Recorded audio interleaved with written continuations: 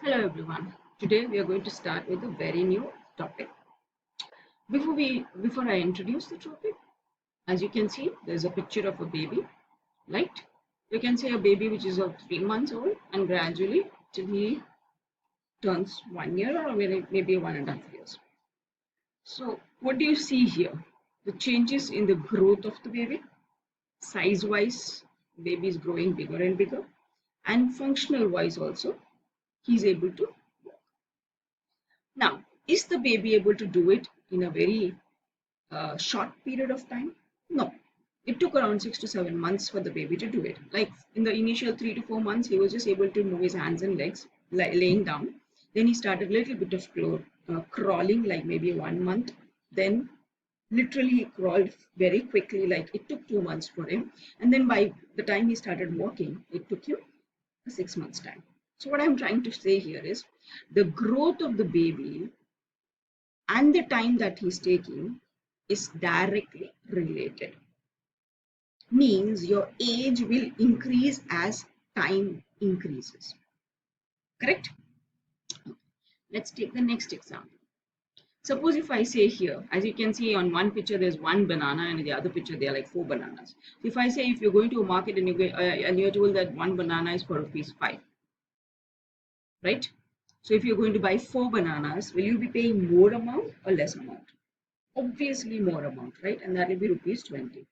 So as the cost of the object or thing increases, is the number of the object also increasing? Yes, right? So what I'm trying to say here is when the number of item that you're buying, you double it or triple it, automatically the cost is also doubling it or tripling it. So is there a relationship between the cost and the number of items? Same way, was there a relationship between the uh, growth of the baby with respect to time? Yes. The cost of the object related to the number of objects, they are related. Same way, if there is a bookshelf at your home which are having around like 15, maybe 10 or 12 books, now you want to increase or you want to put around 200 books, will you need more number of shelves, more longer length of the shelf? Yes. So is the number of books related to the shape of the shelf? First, is the number of books related to the length of the board on which the books are kept? Like if you see this length from here to here, it's smaller compared to this from here to here, right? So what I'm trying to say here is this is the chapter where we talk about how two quantities are related to each other. If you increase one quantity, does the other quantity automatically increase? In the three examples that we saw, yes, the moment you increase the number of banana, the cost increased. The moment the number of books increased, the length of the shelf, the shape of the shelf increased, right? The moment the age of the child you increase, the growth also increased. So are these two quantities, the growth, that is age and years, number of years, cost, number of quantity, length, number of quantity, they are directly related. Means when you increase one, the automatic change you see in the other. So what do I mean? Again, in the cost of banana, when I increase the number of banana, the cost automatically increased. The moment I increase the number of books, the length of the shelf also increased. So this type of a relationship is called as direct proportion. Direct proportion indicates the relationship between two quantities which are dependent on each other. Means if one quantity has some change, then there will be a change on the other quantity automatically. An increase in one will cause the corresponding increase in the other. Same way if there is a decrease. Like suppose if you go to a market, you're buying 50 balloons initially, and then the third day you go and buy 25 balloons. Automatically you're going to pay less amount, right? So if there is a decrease in one, will cause the decrease in the other, right? The relationship is called as directly related or direct proportion or direct variation. Now, how do you mathematically express this? So if you say that x is directly proportional to y or x directly varies to y, so the symbol that we use for directly proportional or directly varies is this, which is called as alpha. It's a Greek alphabet called as alpha. So how do we write? We say x is proportional to y. This is how we read.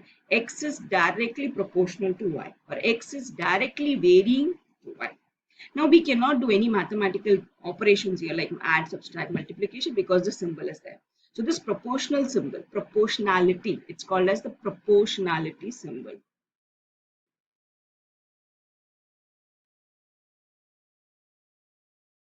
Okay, to remove the proportionality symbol, first of all, you need to put the equal to sign. You will keep the x and y. To remove the proportionality symbol, you'll put the equal to sign and a constant which is represented by k. Now, this k is a constant for one particular situation. For each situation, the k value will change. Okay, but for that, between those two quantities, the value of k is constantly constant. Like if I'm relating the time and the age of a person, then the k is going to be constant. Okay, if I'm going to relate between the cost of item and the number of items, then the k is going to be constant. The k will keep changing for different questions, but that particular scenario where you're comparing the two quantities, for those two quantities, the k is going to be constant. Again, it's read as k is proportional to y, and to remove the proportionality sign, you put equal to and a constant. So k is called as the constant of proportionality. What is k is called as? The constant of proportionality. Okay, so k is denoted as the constant of proportionality, which changes with each situation, because as the two quantities which we are comparing changes, the constant of proportionality will also change. Am I clear with this? Let's take some questions. Now, can you see some sentences here? Just reading the question, can you identify, are they directly related? Means if I increase the value of one of them, is it going to affect the increase or decrease in the other? Like if I say petrol used and distance traveled. Now, if you are traveling 2 kilometers, the amount of petrol that you need, if you want to travel 15 kilometers, will you need more petrol or less petrol? Obviously more petrol, right? So the moment you increase the number of distance, the amount of petrol also increased. Yes. So when I increase the distance, is the petrol also increasing? Yes. So it is directly proportional. Okay. Next, number of workers and days taken to complete a job. So suppose if a person is making a wall, building a wall to be precise. So one person will take around, let's say, a 3 days time to build that wall. But if 5 people are going to join him to build the wall, will the number of days reduces? Yes, automatically they'll take less time. So this is not directly proportional because the number of days is not increasing when I increase the number of people, right? Next, height of the pile and number of same books. So like if you take same, let's say we are taking the same type of books and we are putting one above the other, right? So if I have 5 books, the height of the books, and if there are 20 books, the height of the books, automatically the height is going to increase, right? So it is directly. So the number of books, as you increase, the height also increases. Next, speed of the vehicle and time taken. So let's take, you have to travel 50 kilometers. If you're going to go in a very low speed, you'll take more time to travel, right? Less speed, more time. More speed, less time. They are opposite. See again, more speed, you'll reach faster. So less time. Less speed means you will take more time to reach. So they are, one is increasing, the other is decreasing. So it's not direct. For direct, if one increases, the other should increase. If one decreases, the other should also decrease. That is the relationship. Okay. Now we are going to take some questions. Complete the following table where x and y are varying directly. So this is how the relationship between x and y given. So they are given x is proportional to y. That means x is equals to ky. So first step is we have to find the value of k. And then we'll use the value of k to find the remaining missing place. Means in the second part, I have to find the value of y. And in the third part, I have to find the value of x. So you will see x is 15, y is 90. So step 1 for us is to find the value of k. So we'll say x is equals to 15 and y is equals to 90. So you're using both the values of x and y to find the value of k. Okay, so let's say x is equals to ky. So 15 is equals to k times 90. Correct? So I'm going to take the 90 on the other side. Will it be divided? Obviously. So 15 divided by 90 is equals to k. So what I'm going to get here? Yes, 1 upon 6 is equals to k. So that's the value of my k. Right? Next step. Step 2. x is equals to 22, y I need to find, and my k is 1 by 6. Sorry. Let's check, is it right with my question? X is 22, right? The second one. And y is what I need to find. So again, what I'll put, I'll say x is equals to ky, right? Then x is 22, k is 1 over 6 times y, which can be written as 22 equals to y by 6. The 6 will go up, right? It will multiply, so that will become a 132. Okay? Am I clear? Next, what is my y? 180, and I want to find the x. So that is my step 3. So x I don't know, y is 180, and k is 1 by 6. Okay? So we'll say x is equals to ky, which is 1/6 of 180, which is 180 divided by 6. So x will be 30. Right? Clear? Let's take the next one. Now, which two values, where if the middle one is x and y, 5 and 10. So again, step 1, to find the value of k. So x is equals to 5, y is equals to 10, k we don't know. So first we have to always find x is equals to ky and find the value of k. So let's say 5 is equals to k times 10.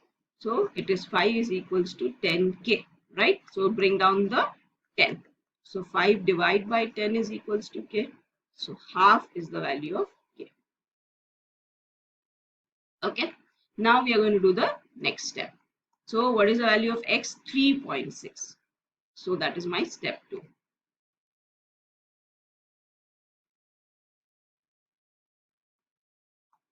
X is 3.6, k is half, and y we don't know.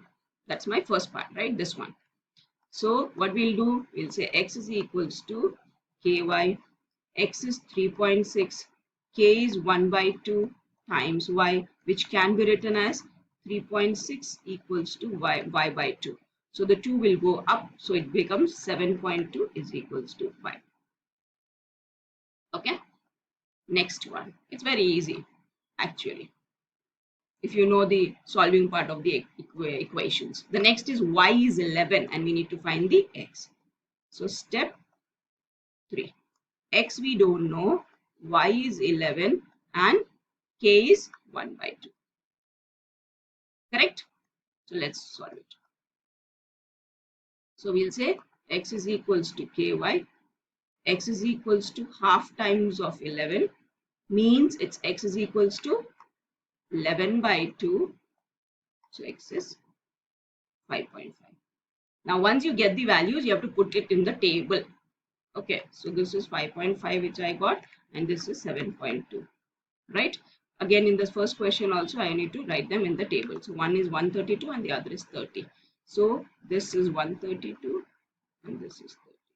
Hope you got the idea how to do it. First, find the value of k. X is equals to ky.